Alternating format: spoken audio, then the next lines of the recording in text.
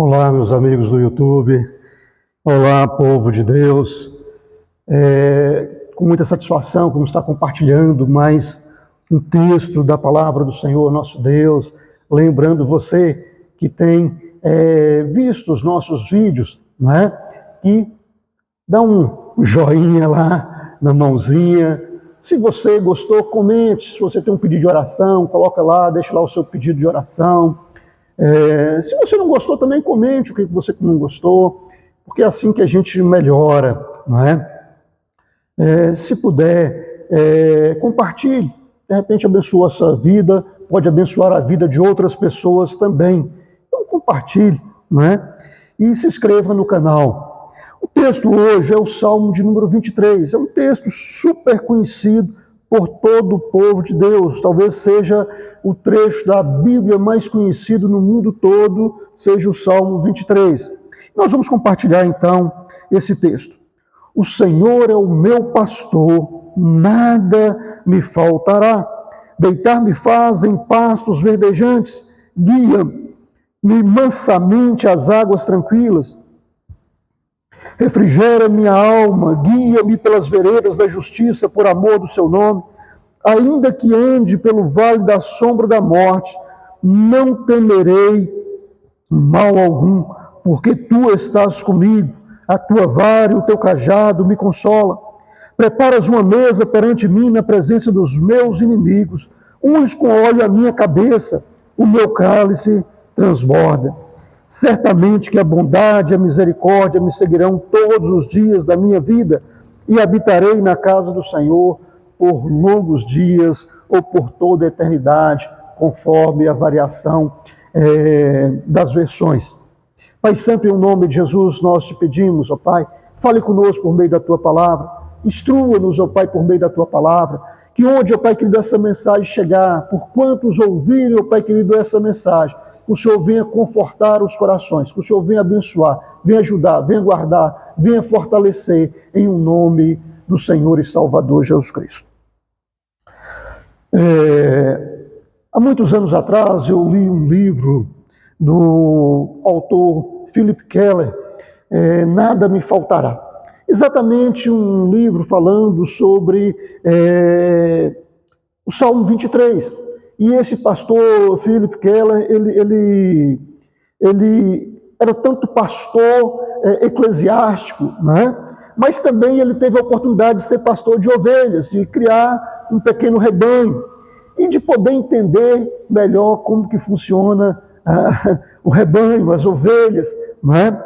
E ele então fez esse livro, é um livro assim, muito interessante, que nos ajuda a compreender bastante a leitura desse salmo, a compreensão desse salmo. O autor aqui do Salmo 23, ele começa dizendo: o Senhor é o meu pastor e nada me faltará. Meu irmão e minha irmã, quando a palavra de Deus nos fala aqui que o Senhor é o meu pastor e que nada me faltará, não quer dizer que eu vou ter tudo. Quer dizer que não vai faltar o que eu preciso para viver.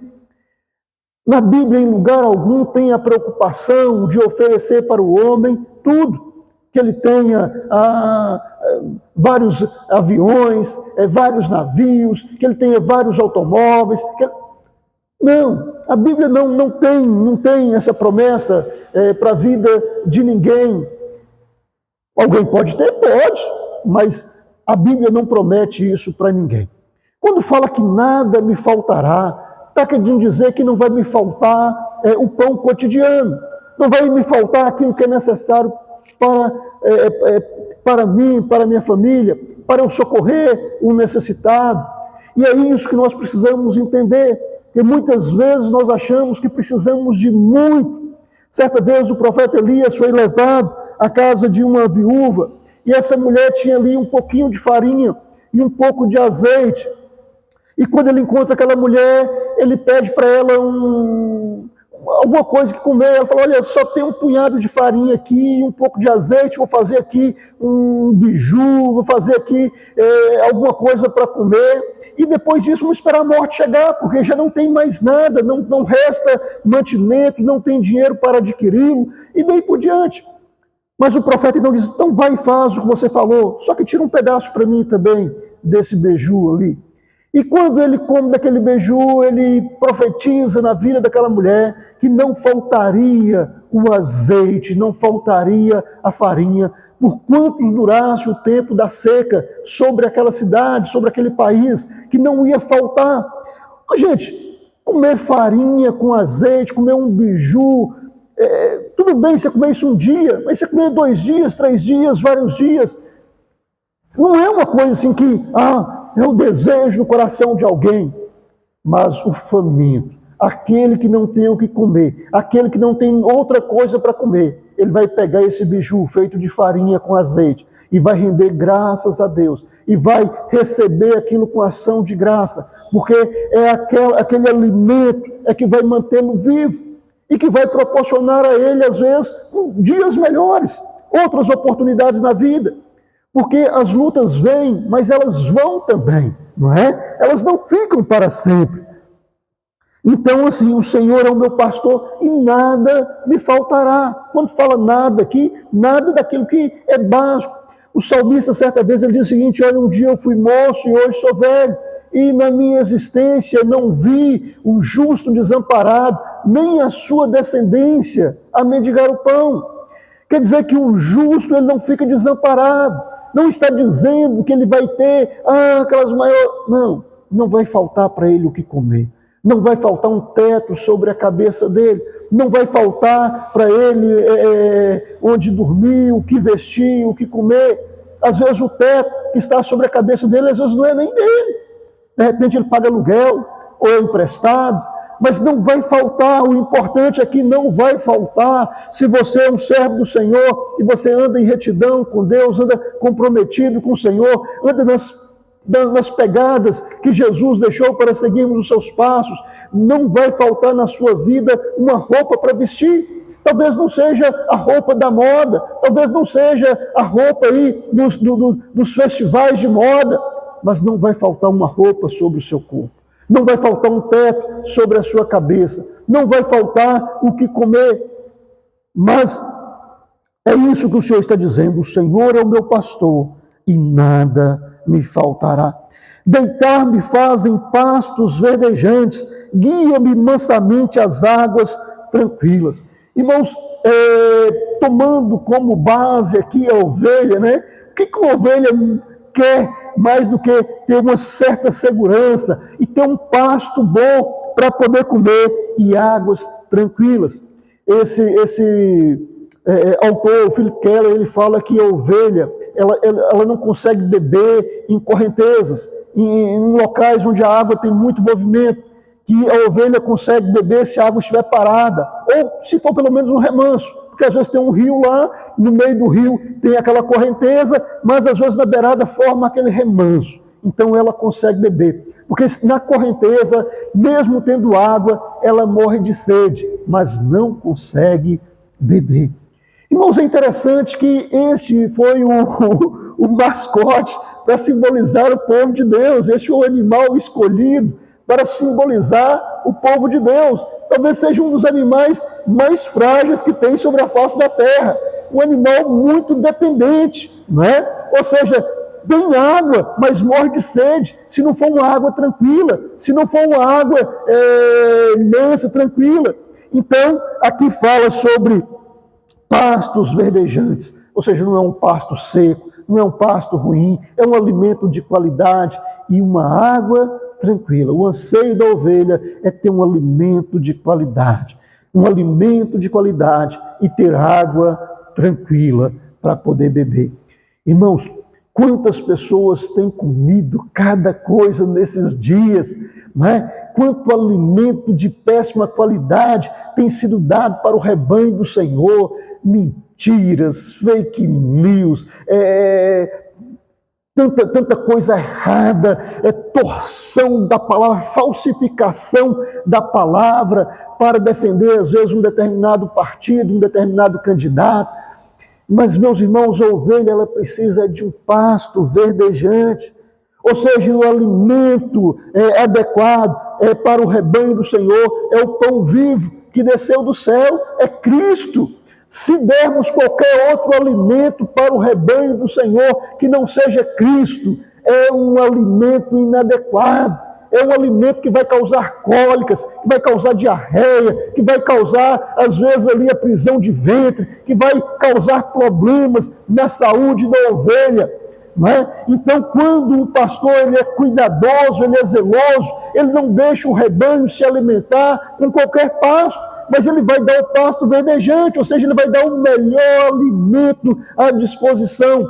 E o melhor alimento à disposição para o povo de Deus é Cristo, o pão vivo que desceu dos céus. Ou seja, partilhar o pão, partilhar com o rebanho, dando Cristo para o rebanho, dando o Evangelho para o rebanho, livre de mentira, livre de falsificação, livre de torções, livre, mas o Evangelho puro, genuíno, simples, que Jesus trouxe dos céus para alimentar a nossa vida.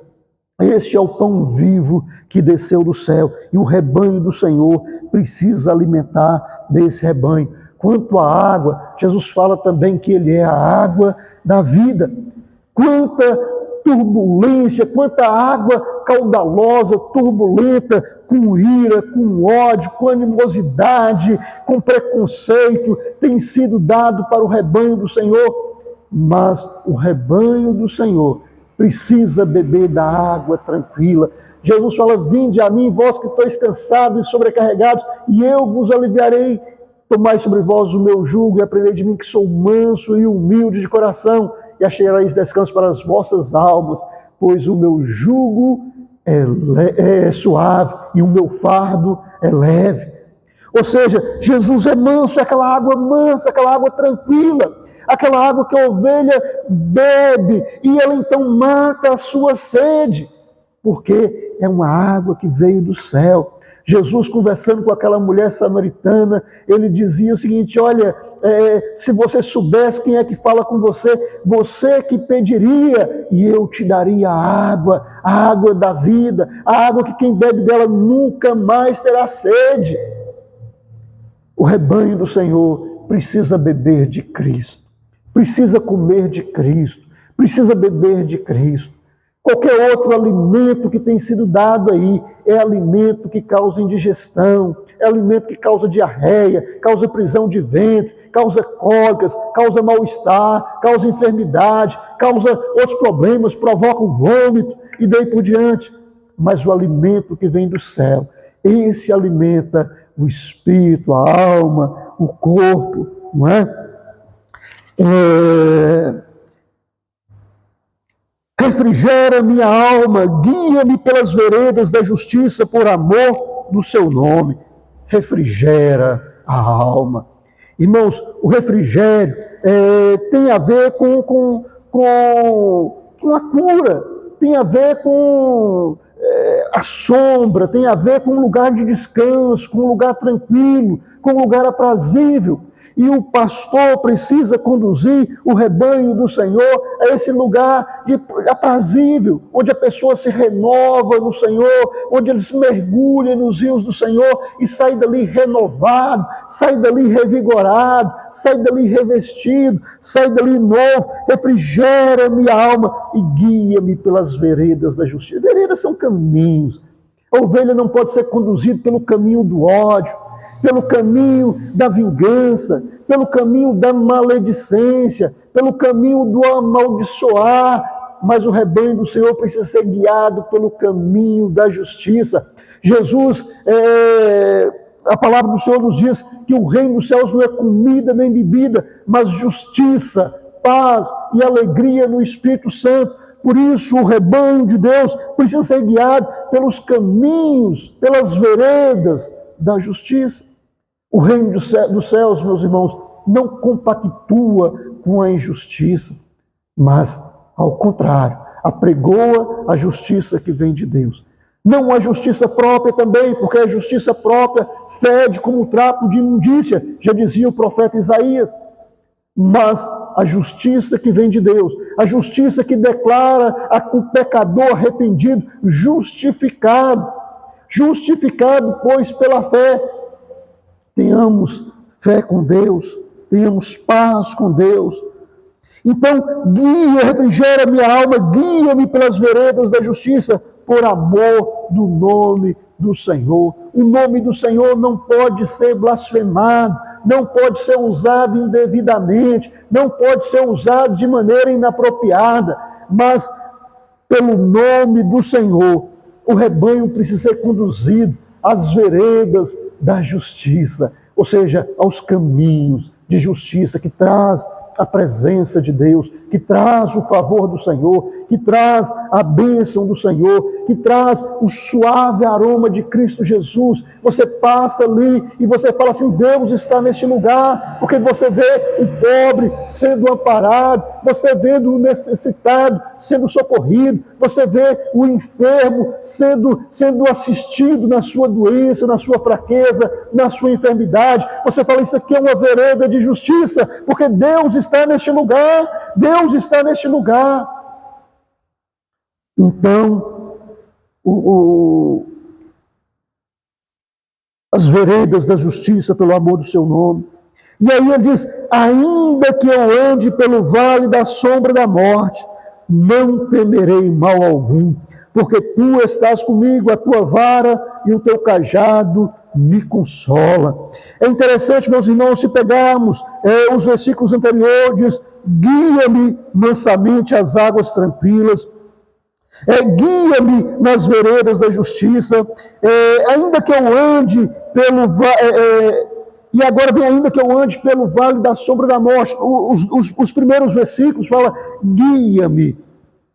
É o Senhor que nos conduz aos pastos verdejantes, é o Senhor que nos conduz às águas tranquilas, é o Senhor que nos guia a alcançar refrigério e a trilhar as veredas da justiça. Isso pelo amor do nome do Senhor, porque se olharmos por nós, nós temos uma tendência de nos corrompermos, nós temos uma tendência de às vezes escolher caminhos que não são tão aprazíveis como o caminho do Senhor, mas pelo amor do Senhor, uma vez que nós somos alcançados por esse amor, nós somos envolvidos por esse amor, e o Espírito Santo de Deus está em nós, nós então somos guiados pelas veredas da justiça. E aí você pode dizer, ainda que eu ande pelo vale da sombra da morte, não temerei mal algum, porque tu estás comigo, a tua vara e o teu cajado me consola. Esse texto, meus irmãos, é um texto maravilhoso, porque o rebanho, ele sofre, né,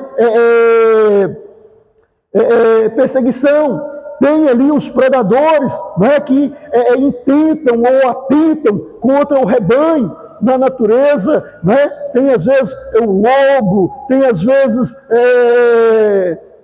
sei lá, que no Brasil, dependendo do lugar, pode ter uma onça, pode ter algum outro animal que atenta contra esse rebanho. Mas o salmista diz, ainda que eu ande pelo vale da sombra da morte. Pense você em um vale, você está trilhando um vale, e esse vale, você está trilhando esse vale, e onde você vai, você já percebe a morte fungando no seu cangote, você já vê a sombra dela já está incidindo sobre você, aproximando de você, você já sente já o cheiro da morte. Aquele momento de luta, aquele momento de angústia, aquele momento de dor, aquele momento que você olha para um lado e olha para o outro e não vê muita expectativa de sair fora daquela situação. Mas o salmista fala, ainda que eu ande pelo vale, eu estou no vale lá, a sombra da morte está quase incidindo sobre mim, está quase chegando sobre mim, já sinto o bafo dela no meu cangote, já. Ainda que eu ande no vale da sombra da morte, não temerei mal algum, porque tu estás comigo. Meus irmãos, o Salmo de número 91 fala que o que habita no esconderijo do Altíssimo, a sombra do Onipotente, descansará. Se você, meu irmão, ainda que você anda pelo vale da sombra da morte, mas se sobre você estiver a sombra do Onipotente, você está livre da sombra da morte, ainda que você sinta a presença dela, ainda que você sinta que está muito perto, que quase te pegou, que quase te tragou, mas você está abrigado, protegido, encontrou um lugar seguro debaixo das asas do Onipotente. Por isso que o salmista diz que, ainda que eu ande pelo vale da sombra da morte, não temerei mal algum, porque tu estás comigo. Meus irmãos, o Senhor é a nossa segurança. Lá em Hebreus, o autor nos fala, por isso digamos com toda ousadia, o Senhor é o que me ajuda. O que me poderá fazer o homem, uma vez que é o Senhor que me ajuda? Uma vez que é o Senhor que está comigo, ainda que eu ande pelo vale da sombra da morte, não temerei. Porque a morte, irmãos, um dia todos nós vamos passar por ela. Isso é fato. Mas não queremos ir antes da hora. Não queremos ir antes de que tenha se cumprido na nossa vida o propósito glorioso de Deus para a nossa vida. Porque Deus tem propósito para a minha vida. Deus tem propósito para a sua vida. Deus quer fazer em mim, quer fazer em você o seu propósito, a sua vontade, o querer dos céus, a vontade dos céus sobre nós. E quando nós estamos com o Senhor conosco, a presença do Senhor conosco, porque a palavra do Senhor nos fala, a sombra do Senhor esteja à sua direita. Se a sombra do Senhor está à minha direita, é porque Ele está do meu lado. Eu preciso ter o Senhor comigo, para que a sombra do Senhor me abrigue, como diz o Salmo 91. O que habita no esconderijo do Altíssimo, a sombra do Onipotente, descansará. Então, ainda que a sombra da morte esteja se aproximando, ela vai ver a sombra do Onipotente sobre a minha vida. E se não é o meu momento de ir, se não é o momento de eu ir de maneira porque cumprir o propósito de Deus na minha vida, Deus vai repreender esse espírito de morte. Deus vai falar com ele, bata em retirada, porque este meu filho, esta minha filha está debaixo das minhas asas, ele está seguro, ele está protegido, eu estou com ele, eu estou com ela. Então, ainda que eu ande pelo vale da sombra da morte, não temerei mal algum, porque tu estás comigo, a tua vara e o teu cajado me consolam. Irmãos, Deus tem consolo para a sua alma. Eu não sei qual é a sua luta, talvez você que está vendo esse vídeo, você está num leito de hospital, talvez as expectativas sobre a sua vida não são muito boas, mas eu quero dizer para você que o importante é a expectativa de Deus para você, porque se Deus diz que você vai viver, você vai viver. Se Deus diz que você vai sair desse leito de morte, você vai sair desse leito de morte, você vai ser restaurado. E Deus vai poder cumprir na sua vida o propósito dele. Então, meu irmão e minha irmã, o que vale é a palavra do Senhor, é ter a proteção do Senhor, a tua vara e o teu cajado me consola. O pastor, normalmente, ele usava uma vara e usava um cajado. A vara tinha ali uma interrogação, que quando conduzia o rebanho, né, e às vezes o cordeirinho, às vezes tropeçava, ia cair no lugar, o pastor então com aquela vara, ele pegava o cordeiro e puxava ele e colocava de novo perto da mãe. Mas o cajado é para enfrentar o devorador, é para enfrentar o predador, é para enfrentar aqueles que atentarem contra o rebanho do Senhor, contra o povo de Deus. Outro dia eu estava aqui na igreja e abri a Bíblia assim a esmo e encontrei uma palavra do Senhor falando para os pastores, né, que os pastores não cuidavam da ovelha fraca. E a palavra do Senhor falava o seguinte, que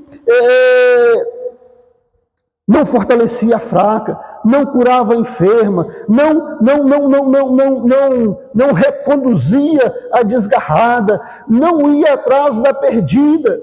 E desde então, meu irmão, minha irmã, eu oro a Deus, Senhor, Deus Todo-Poderoso, em nome de Jesus, me capacita com os recursos dos céus, me capacita com os recursos da dispensa do Senhor, me capacita, Senhor meu Deus, unge as minhas mãos para eu curar, Senhor meu Deus, a ovelha que estiver enferma, para eu fortalecer com a palavra do Senhor, com a mensagem de graça, com a mensagem de amor, com a mensagem do Evangelho, com a mensagem do reino de Deus, para eu fortalecer que está fraca, ó Pai, que quando aquela que desgarrar, dá-me sabedoria, meu Deus Todo-Poderoso, dá-me graça, dá-me boa vontade, dá-me os recursos necessários para que eu conduza ela de volta ao rebanho.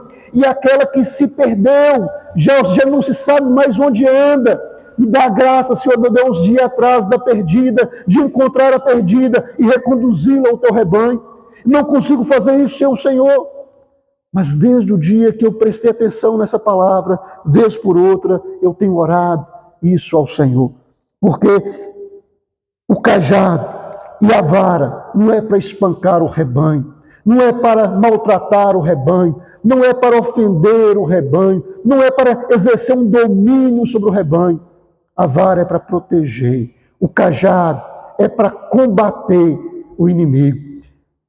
E o final do texto lá fala que os pastores que não fortalecem a fraca, que não cura a ferida, que não integra a fraca, ele vê o lobo vir e danificar o rebanho e não faz nada. Então, Senhor, eu quero sim, com a graça do Senhor, fortalecer a fraca, curar a enferma, buscar a que desgarrou, ir atrás da perdida, encontrar e trazer de volta. E com a graça do Senhor, me submeter ao Senhor todos os dias da minha vida e resistir o diabo até que ele bata em retirada. E o rebanho do Senhor fique guardado e protegido, porque é o rebanho do Senhor. Preparas uma mesa perante mim na presença dos meus inimigos. Unges com óleo a minha cabeça e o meu cálice transborda. Preparas uma mesa perante mim na presença dos meus inimigos. É quando o pastor ele abriga o rebanho, ele coloca no curral. Às vezes o inimigo está até na espreita, mas o rebanho está protegido. O pastor está vigiando, está cuidando, está atento, está dando as águas tranquilas, está levando as águas tranquilas, está levando aos pastos verdejantes, está guiando pela vereda da justiça, não está espancando o rebanho, não está maltratando o rebanho, não está dominando sobre o rebanho do Senhor, mas está cuidando dele como quem tem que prestar conta, fortalecendo o fraco, curando o enfermo, integrando o desgarrado, indo atrás da perdida e trazendo ela de volta, e se colocando diante de Deus, sujeitando a Deus, para poder resistir ao diabo, até que ele bata em retirada. Então, quando esse rebanho se sente protegido, se sente assim, é como se ele estivesse tendo um banquete na presença dos inimigos. Preparas-me uma mesa na presença dos meus inimigos, unges com óleo a minha cabeça e o meu cálice transborda.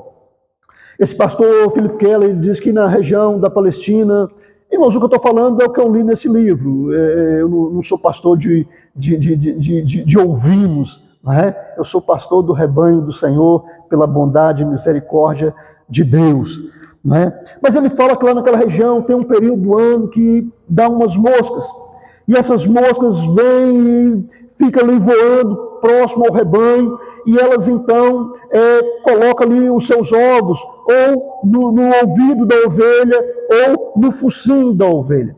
E aquele ovo colocado ali no focinho da ovelha, no ouvido da ovelha, chega um momento que eclode aquele ovo e já se torna uma larva. E aquela larva começa a andar para dentro da ovelha, no ouvido, no focinho, e a ovelha começa a sentir uma situação desagradável. Imagina você, um bichinho andando por dentro do seu nariz ou dentro do seu ouvido, que coisa desagradável que não é. Então a ovelha fica tão perturbada com aquilo, que às vezes ela procura uma árvore para dar cabeçada, tentando se desvencilhar daquele mal-estar, daquele sintoma desagradável, né? Ou uma árvore, ou uma rocha, e vai batendo, e às vezes bate até morrer, tentando se ver livre daquela situação. E aí então, os pastores, como são sabedores desse fenômeno, eles ungem, eles colocam um unguento, uma unção sobre o rebanho, que causa um cheiro, que dispersa aquelas moscas. Que as moscas já não têm mais prazer de chegar ali, porque o cheiro daquele unguento, daquela unção, daquele óleo, espanta as moscas. Unge-me a cabeça com óleo, e o meu cálice transborda. Quando você é ungido pelo Senhor, o cheiro que você exala, para Cristo é um cheiro agradável, mas para o inimigo é um cheiro super desagradável. Para Deus é um cheiro agradável, porque você está exalando o suave aroma de Cristo Jesus. porque você tem a unção do alto, porque você está marcado ali com o Espírito Santo de Deus. Mas para o inimigo não é um cheiro agradável. E ele então não consegue se aproximar, porque esse cheiro de Cristo o impele, o repele, o mantém longe de você. Então unge minha cabeça com óleo e o meu cálice transborda. Não é? Ou seja, quando você tem a unção do céu sobre a sua vida, a proteção do céu sobre a sua cabeça, sobre o seu coração, ainda que o inimigo se aproxime para querer inocular o mal, a semente do mal, ele é repelido pelo cheiro de Cristo Jesus e não consegue então se aproximar de você para cometer esse desatino, para cometer esse mal. Unges minha cabeça com óleo e o meu cálice transborda. Quando você está na unção do Senhor, o seu cálice transborda, porque você agora tem gozo diante do Senhor, tem um hino de vitória para contar. Olha, eu tive fome, o Senhor me deu de beber, eu tive sede, Ele me deu de beber, Ele me guiou pelas veredas da justiça, ainda quando eu passei por situações difíceis, ainda quando eu passei pelo vale da sombra da morte, o Senhor esteve comigo, Ele esteve do meu lado, a sua sombra esteve à minha direita, eu estive debaixo das asas do Onipotente, debaixo da sombra do Onipotente, e a sombra da morte não pôde me causar dano algum, porque Deus me protegeu, porque Deus me guardou, porque Deus me ajudou, porque Ele estava comigo em cada situação. Preparou uma mesa diante dos meus adversários, os inimigos, tudo rugindo, mas eu estou protegido, porque Deus está comigo, porque eu tenho unção do alto sobre a minha cabeça, porque o Senhor colocou unção, e essa unção repele as moscas, repele o Beuzebu, que é o Deus das moscas, repele as moscas que intentam contra a minha vida, e me guarda e me protege. Então tem bonança, e certamente que a bondade e a misericórdia me seguirão todos os dias da minha vida, e habitarei na casa do Senhor por longos dias, ou por toda a eternidade. Por fim, meus irmãos, o pastor dessa igreja, o pastor Renato, pastor titular dessa igreja, ele costuma falar que nós temos 2 seguranças maravilhosos que nos acompanham. Esses 2 seguranças são exatamente bondade e a misericórdia. Bondade de Deus e misericórdia nos acompanham todos os dias. O Senhor está conosco, a presença do Senhor nos acompanha, a bondade do Senhor nos acompanha, a misericórdia do Senhor nos acompanha, a justiça do Senhor nos acompanha, a abundância do Senhor nos acompanha. Passamos a ter para nós e para socorrer aos outros, e ainda que passamos por tudo isso, no final somos mais do que vencedores, porque o Senhor está conosco. Certamente bondade e misericórdia me seguirão todos os dias da minha vida, e habitarei na casa do Senhor por longos dias. Meu irmão, que essa palavra venha fortalecer o seu coração, que essa palavra venha te ajudar na caminhada.